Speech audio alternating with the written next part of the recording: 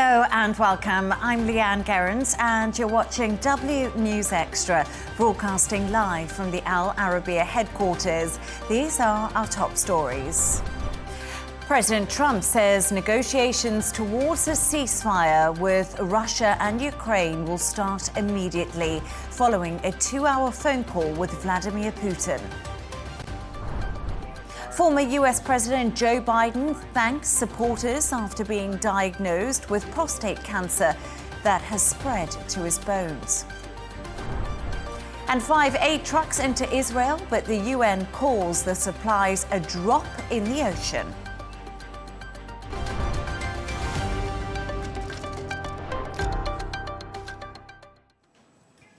US President Donald Trump has said a negotiation towards a ceasefire between Russia and Ukraine will start immediately. The two spoke for 2 hours on the phone following a previous conversation between Trump and Zelenskyy. I think when you look at President Putin, he's just very good at stringing Trump along.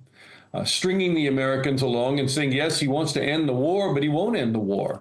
Because the longer the fighting goes on the ground, the more the Russians are able to take territory. So, Putin will flatter Trump and appear not to say no to President Trump. But that's exactly what he's doing. He is saying no, and he's continuing to fight, and he's not very sincere in terms of ending the war. Or if he is sincere in wanting to end the war, his conditions are so harsh that Ukraine simply will not meet those conditions. To discuss this and all of today's stories, I'm joined by former editor-in-chief and media strategist Michael Jabri Picket and journalist Luma Hampton. Thank you so much for both joining me. It's a pleasure to have you on. So we just showed you a clip there from a journalist I spoke to earlier. His name is Donna Lewis, and he was actually one of the first Western journalists to interview President Putin and has a lot of insight. And Michael, today there's been calls with Zelenskyy, there's been calls with Putin.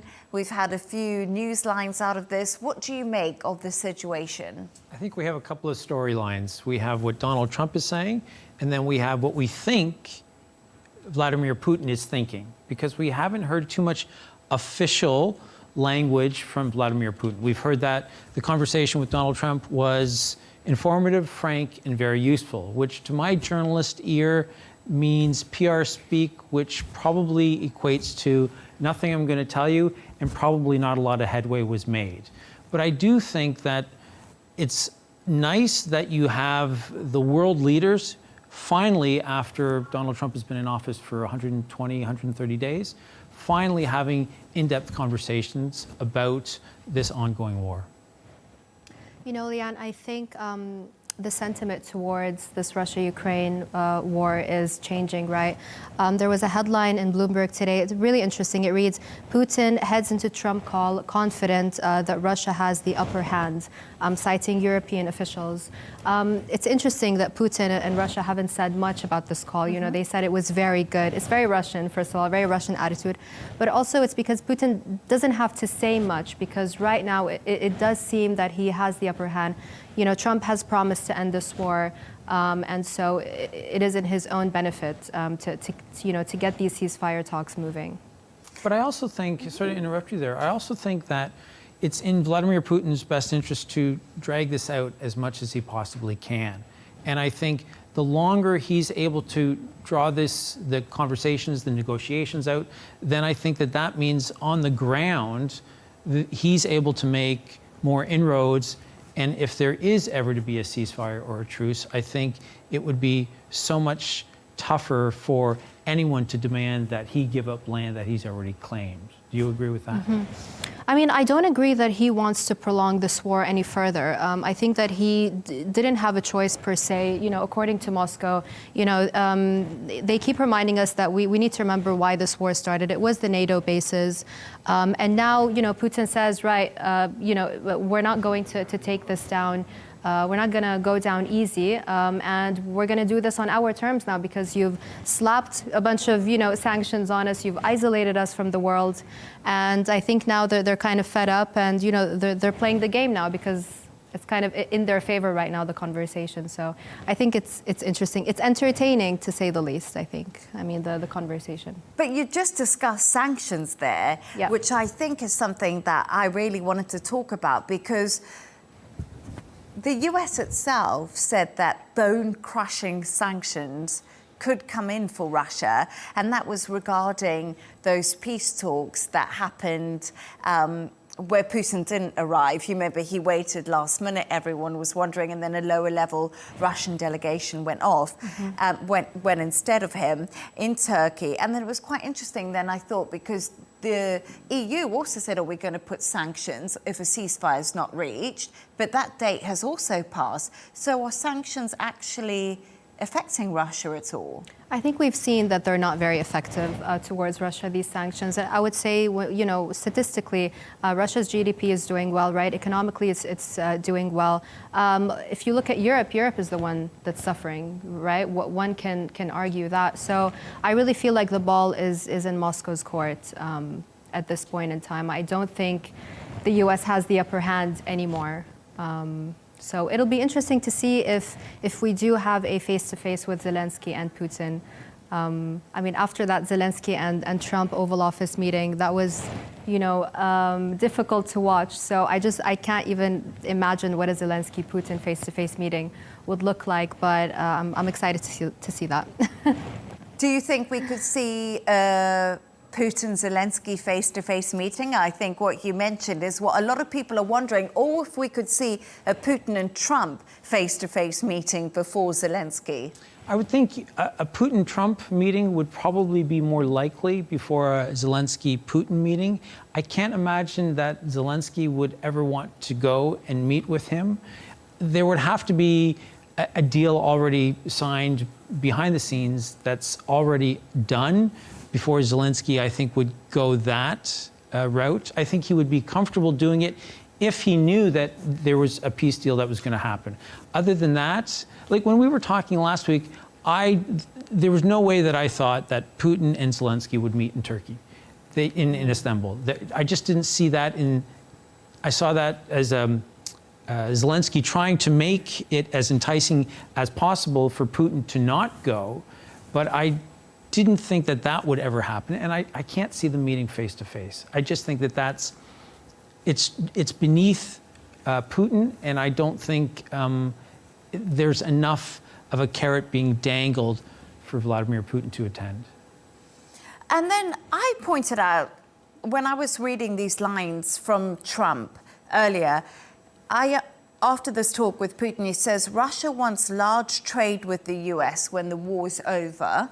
And then he also says Ukraine can benefit from trade. So I wonder now if Trump is looking at things economically and saying to Russia, we can open up more, you can get trade with the world, saying the same thing to Ukraine as in with the minerals deal. So I wonder if he's going to try to say economically it's better if we stop this and we all start working as partners in some form or another. I mean, it's the classic art of the deal, right? Trump's art of the deal. I mean, he's a businessman at the end of the day, so I think definitely, you know, it's a smart approach. But as Michael said, I don't think it's enough for Putin, right? It's not enough that we're going to open trade for you, because they've closed them off of everything, and they still survived and thrived. You know, you could argue otherwise, but they've survived it. So yeah. And I think if you look at the trip last week when Trump was in Saudi Arabia and then Qatar and then the UAE, I mean, it was all about the deal. It was all about economy. And I think that's the one carrot that he consistently feels comfortable dangling in front of anybody. And getting back to the point about Vladimir Putin and the sanctions, because he and Russia have been able to withstand them quite well, I think for the EU and the UK and for the US to talk about that, that's the one stick that they have left. And I think the situation has to be really bad for them to finally drop that one, because once they do, as Livna was saying, they've weathered them for 3 years. How much tougher is it going to get? I don't think it's going to get that much tougher for the Russians. And if the Allies do not just threaten to do it, but actually do talk about real sanctions, and it doesn't work, what options do they have at that point? Yeah, no, absolutely. Lubna and Michael, that was a really interesting conversation. We're actually going to move on to another story today that has been making headlines around the world. Former US President Joe Biden has been diagnosed with prostate cancer that has spread to his bones. The diagnosis was made on Friday after the 82-year-old saw a doctor last week for a urinary symptoms. Talking to ex-President Biden said, cancer touches us all. Like so many of you, Jill and I have learned that we are strongest in the broken places. Thank you for lifting us up with love and support. Earlier, I spoke to oncologist and president of Atossa Therapeutics, Dr. Steven Quay, who believes Joe Biden was diagnosed some time ago. Take a listen. I think in all likelihood, he has known that he has had prostate cancer for about a year. Now, I've gone further, and I'm certainly speculating here, but the treatment for prostate cancer of this type is something called ADT, androgen deprivation therapy. And the two major side effects are cognitive decline and falling down. You lose skeletal muscle, and about 37% of all men will fall down during the first year of treatment there. So now I'm beginning to wonder whether perhaps he was under prostate cancer treatment in the last year, and some of the things we saw on camera were the side effects of that treatment. So, Lubna, that was Dr. Steven Quay, who I spoke to earlier, and he is speculating that former President Joe Biden knew about this cancer diagnosis for a while. This is something that he's just brought into the public arena. But what more do we know about his condition? I mean, first of all, it's really interesting that we're hearing all these big news on X, right? it's always news on Twitter. And it's even more interesting because he's getting backlash on Twitter. I mean, Twitter is just brutal. But we know that it's obviously spread to his bones. It's very aggressive. We know it's it's treatable, manageable, but not curable. But the backlash has been, I mean, brutal. I don't know if you guys have, seen, some of the tweets out there. They want to hold him accountable. As the doctor said, I mean, it's unclear if he was diagnosed while he was U.S. president, and people are angry about that because, And also because if you have a look on Twitter, they're accusing Biden of a huge cover-up. They're also accusing the Democrats of a huge cover-up. This is going to be scandalous if we do find out that Biden did obviously know while he was U.S. president. And as the doctor I was speaking to, Steven, said to me that some of the symptoms that Biden has been showing that have been raising real concern with the public could have been the effects of the medication he was on. So I don't know, should have he come out and spoken about it if he did know? What situation was Biden really left in? So I am cynical about these things. Okay. And I think that, let's look at what's happening tomorrow. The Jake Tapper book that he co-authored is coming out, The Original Sin. And that looks at people within the Biden administration who knew that Joe Biden was cognitively and physically not in the best of shape, and they covered it up so that they could continue to put him out on the campaign trail and he could run for a second term. That book, I think, is going to damage greatly Joe Biden's legacy. The day before that comes out, there is an announcement that is going to create a lot of sympathy for the president, the former president. And that, I think, is difficult. As someone who appreciates how the world works nowadays, I think it's difficult to not connect those two, especially if, as the doctor you interviewed is correct in his summations, that this is something that he would have known about for quite some time. Why not announce it last year or as soon as it was known? Why not announce it in January, February, March? Now it just seems like they recognize that this is an opportunity to announce it so that it helps our cause and it maybe deflects from some of the damage that's going to come because of the book. Yeah, absolutely. I mean, the power of media and public relations, right? I think, of course, people are being sympathetic, and I do agree with you, Michael. But at the same time, I think it is important to be cynical, right? As the president of the United States, I mean, not only were some of the moments we saw on TV, a lot of people agreed were embarrassing for a United States president, but also you have a responsibility towards the people to have a healthy president. So also the responsibility of those doctors who gave him a clean bill of health. It's sad news, of course, but... Yeah, no, definitely. I think that maybe a lot of people feel like they've been lied to, and they've been asking questions about his health. He's been asked it himself and his wife, Jill. This is not something that's been hidden.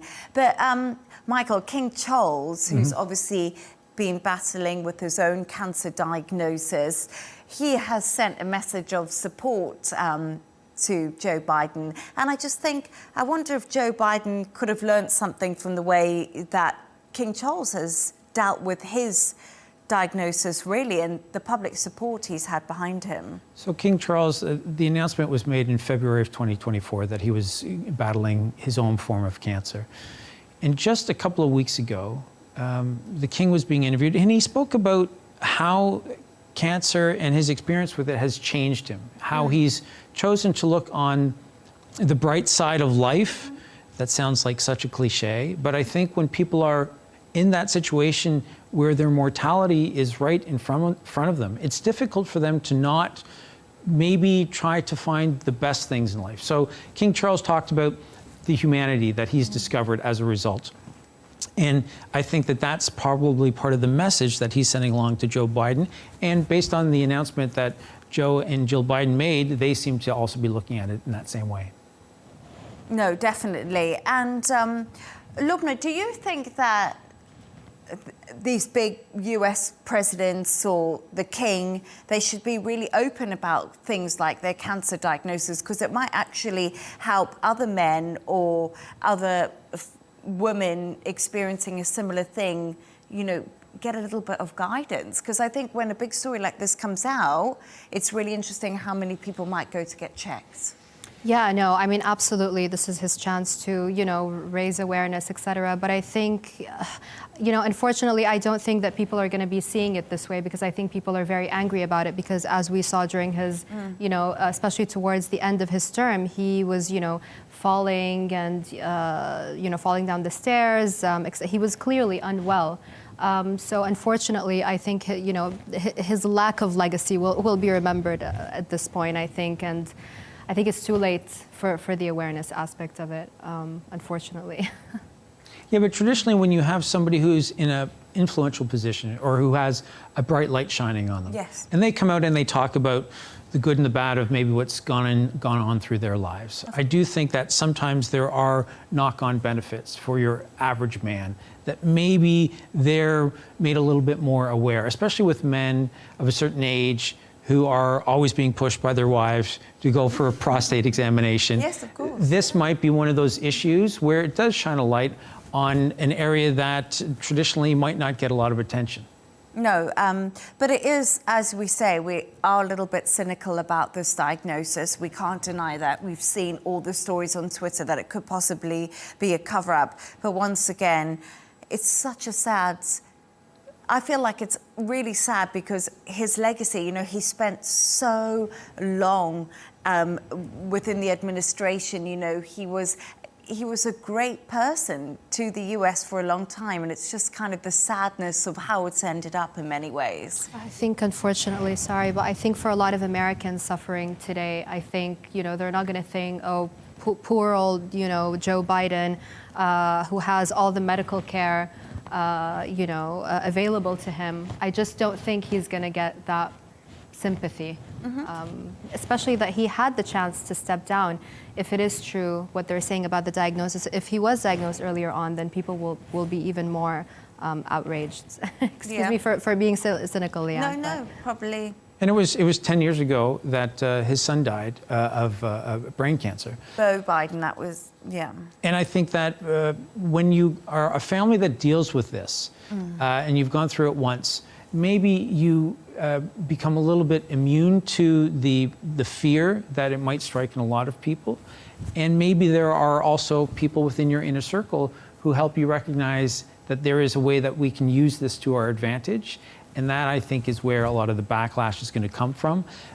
Despite, at its core, you had the president, President Trump, who posted what seemed to be a genuine message of sincerity, wishing him all the best. He didn't call him Sleepy Joe, which is something that he called him throughout the campaign trail before he stepped down so that Kamala Harris could run. And when you have Donald Trump issuing something on social media that seems to be heartfelt, that makes you question just exactly what world are we living in, where Joe Biden is maybe manipulating the media and Donald Trump is posting something that seems to be heartfelt. Very good thoughts on that. And of course, that was more about President Joe Biden's diagnosis. Thank you so much. We're going to turn our attention to another story now. The first aid trucks carrying aid into Gaza are heading into the Strip, easing nearly 3 months of a blockade that has pushed the territory to the brink of famine.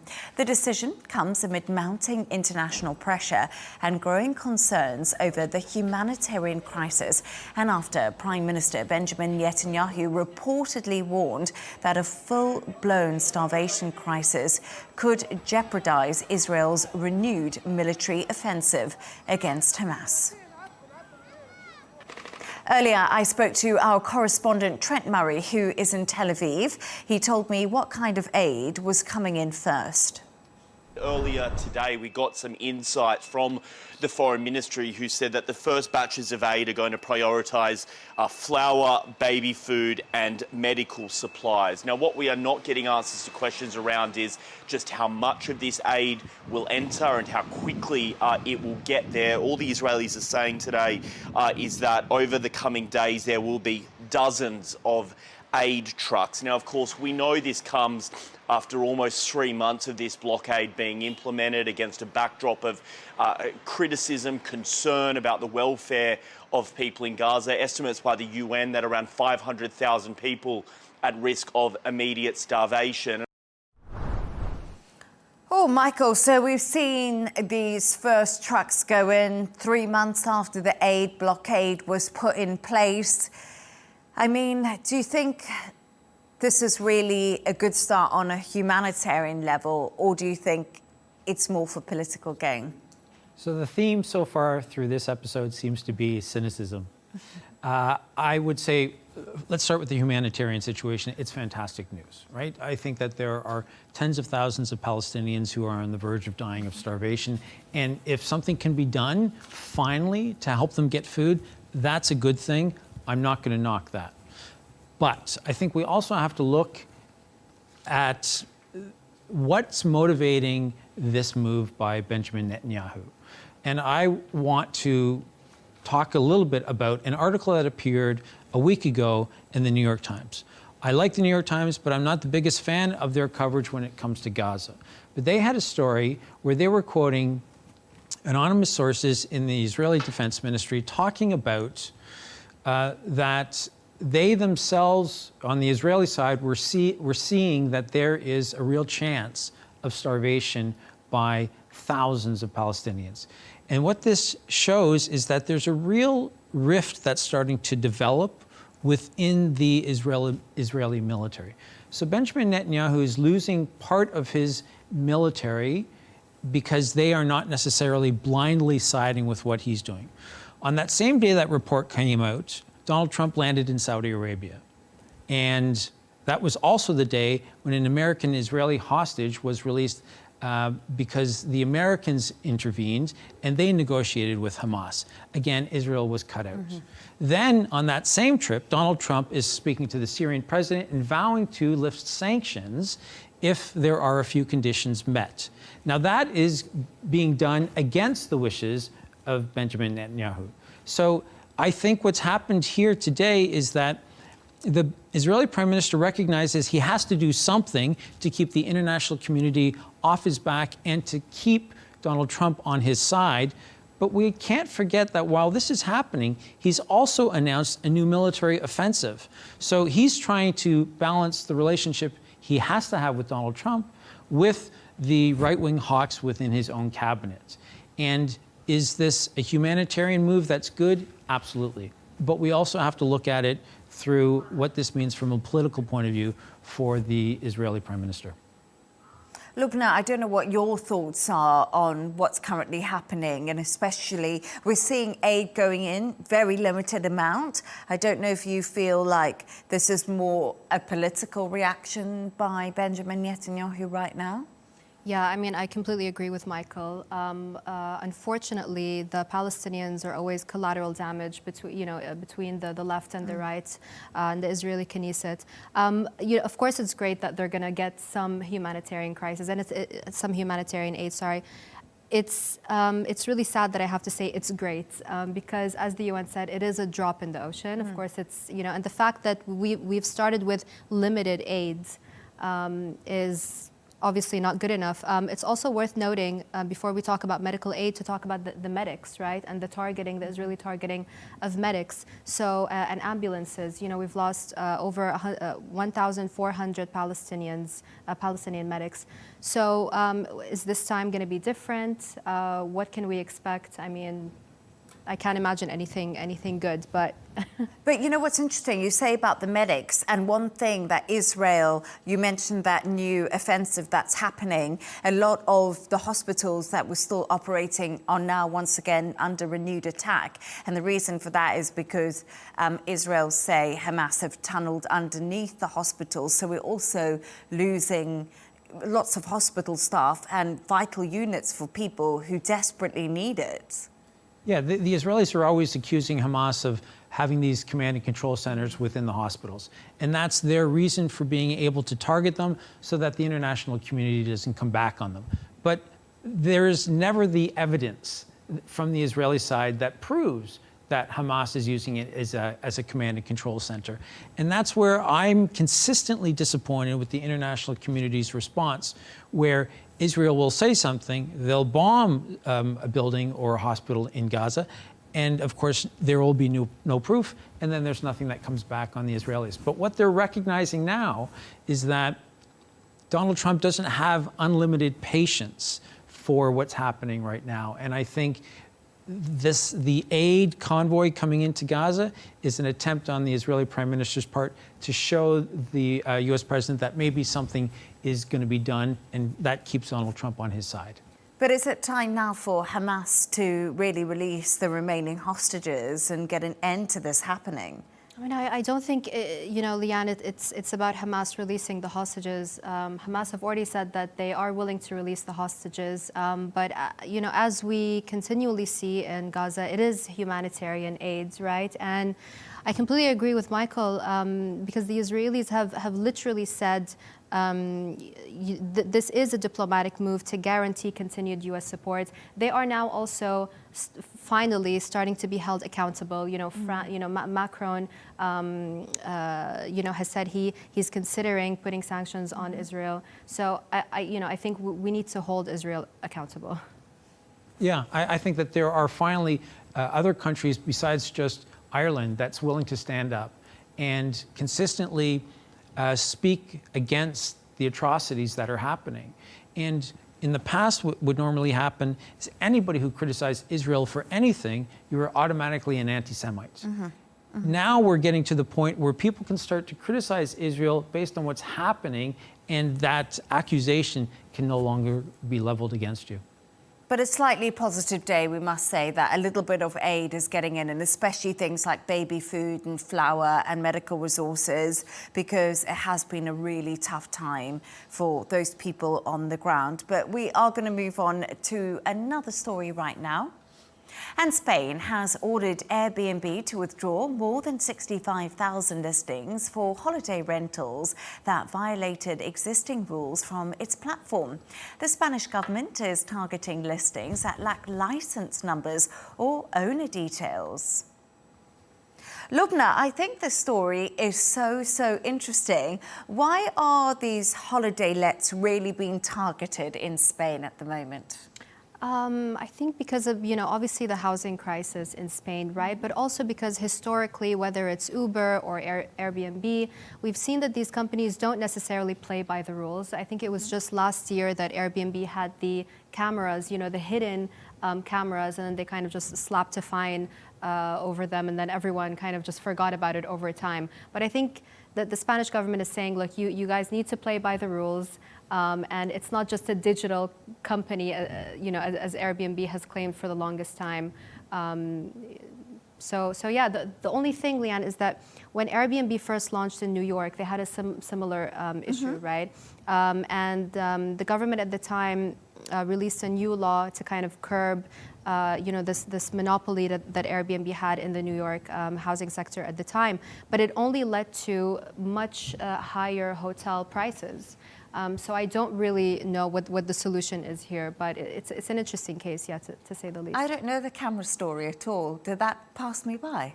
Yeah, they had a huge Really? scandal where honestly I forgot in which countries it was in, but it was basically these Airbnb renters having secret cameras in bedrooms, in bathrooms, and it was That a huge is story, scary. but somehow people forgot about it. Yeah, I forgot about it, and thank you for reminding all of us.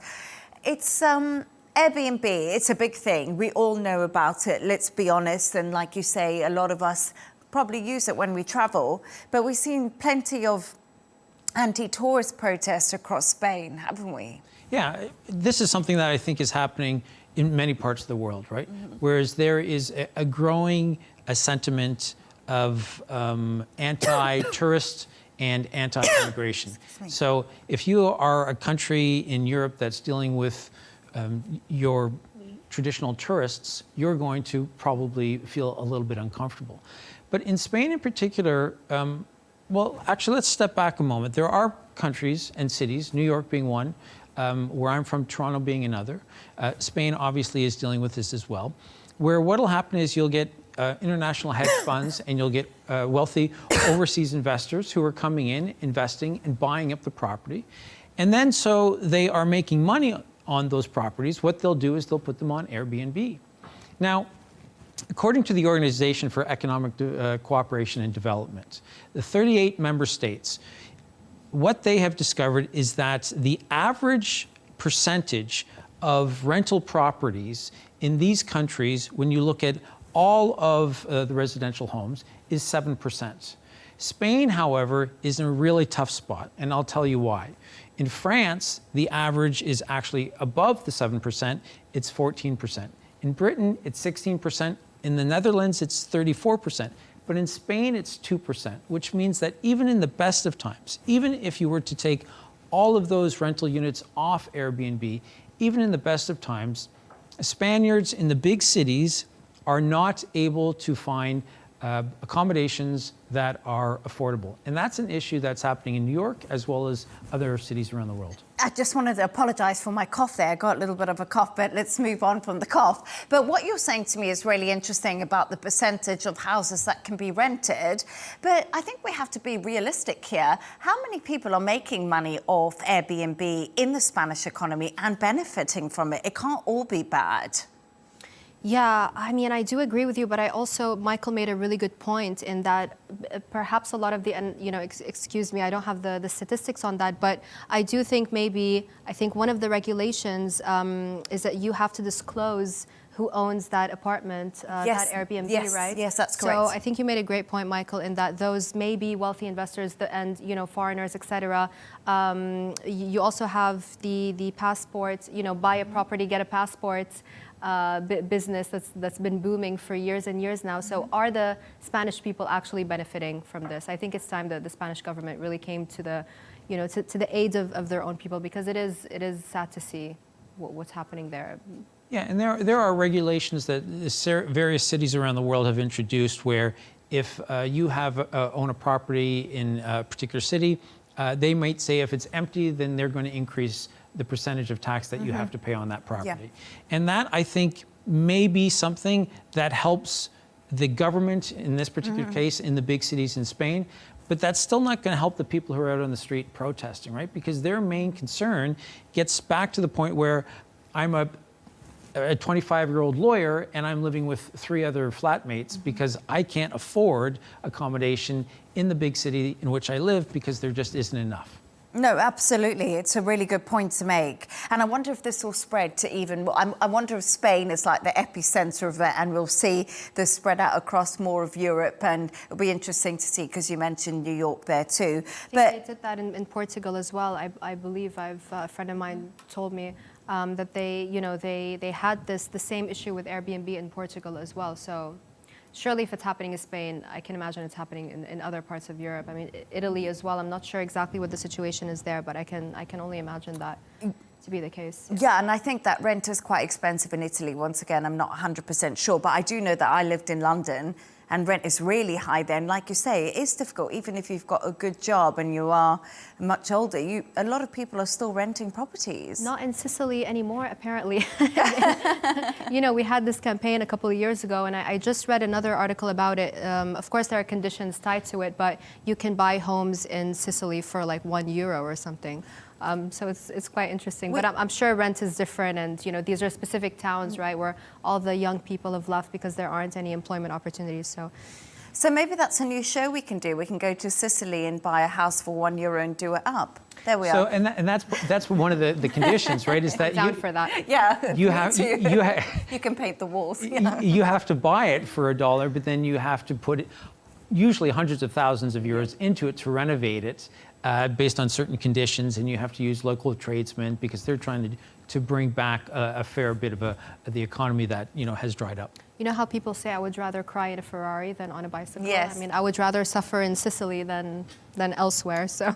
I'm with you on that. So you and I, but I would rather cry in a Ferrari. But let's go to and finally now, we've reached that point in the show where Michael and Lubna, you've come up with a couple of quirky stories of the day. And Michael, yours is all about taking selfies and the lengths that people go to take these selfies. We live in a world of social media, which means that so many people are interested in finding the ideal piece of content.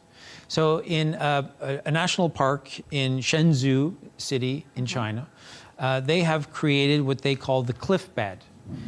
For $13, you get a cup of coffee and an air mattress, and so long as you weigh less than 220 pounds and you're more than 4 feet 6 inches, you are able to sleep on what is essentially a bed that sticks out from the cliff and is 320 feet in the air. And Lubna and Michael, we're just seeing pictures of it, and it's putting the absolute fear of God into me.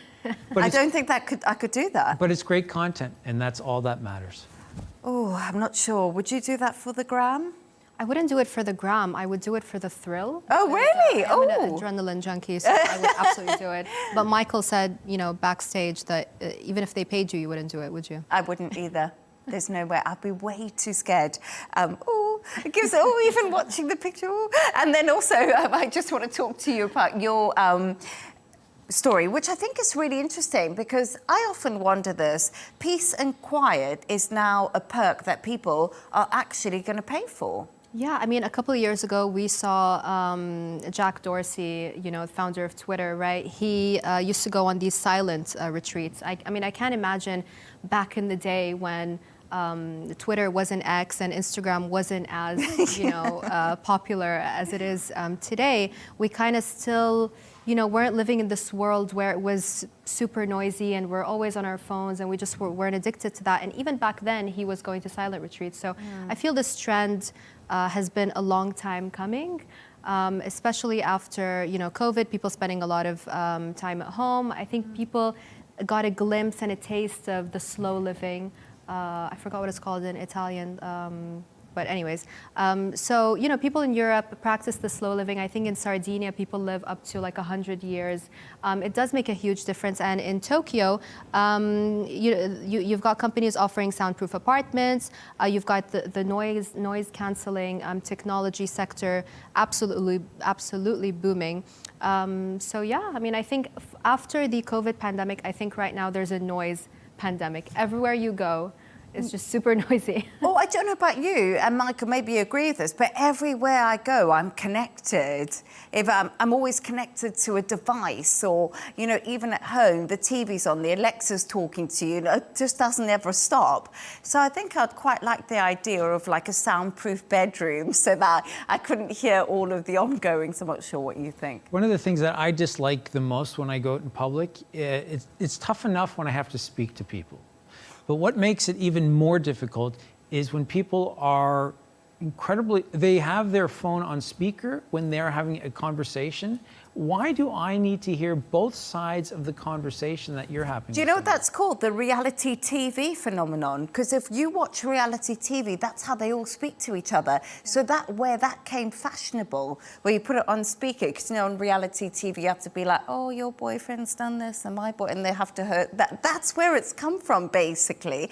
But I don't know, I disagree with Michael, because I think when I go out and about, I still like to talk to people. And we were talking about this a little bit backstage earlier. I love to have a conversation with the person at the till or in my cab. I think, you know, it's still a form of respect. And, you know, we're so busy on technology now. Sometimes that human interaction is just all I want. I don't know. Yeah, you know, the reason I was trying to remember this this phrase that they use in Europe. You know, in Spain you have the siesta. In Italy you have this kind of slow living. It's really a phenomena there, right? And why? You know, because even in France, the Europeans work less. Imagine if you're working, you know, especially in Japan, for example, you're working so many long hours. Yeah. And at the end of the day, it's not that you don't appreciate human interaction, but at the end of the day, you're just so exhausted that, you know, you just want to do nothing and hear nobody. So I do think it's going to become a trend in real estate around, maybe not in Europe, but I guess in the more busier cities, I suppose. Yeah, no, that's a really good point. Noise-cancelling headphones apparently projected to hit $41 billion by 2031. That's crazy. Yeah, and you've got silent hair salons as well, where the staff do not initiate conversations. So, Oh, yeah. terrible place. I'll definitely not go there. Again, we were talking earlier, and I think for me, one of the first instances I discovered it where when you could order an Uber and indicate if you wanted the driver to be talkative or not. And for me, that was a true indication that services were starting to not just lean into what they thought hospitality represented, but actually maybe customizing it for people such as myself who don't want to talk to others. Well, thank you for talking to us tonight. Thank you. That is your best segue yet. Actually, my producer told me to say that in my ear, so it wasn't really my own. So You should have taken credit. I'm anyway, not Leigh-Ann. taking the credit for that. But I just wanted to say a really big thank you for today's guest, former editor-in-chief and media strategist Michael Jabri Picket, and also journalist Luma Hampton. And that's all from us on W News Extra. Don't forget to subscribe to our YouTube channel and, of course, follow us on X. GNT with Michal Prendergast is coming up next. Goodbye and thank you once again.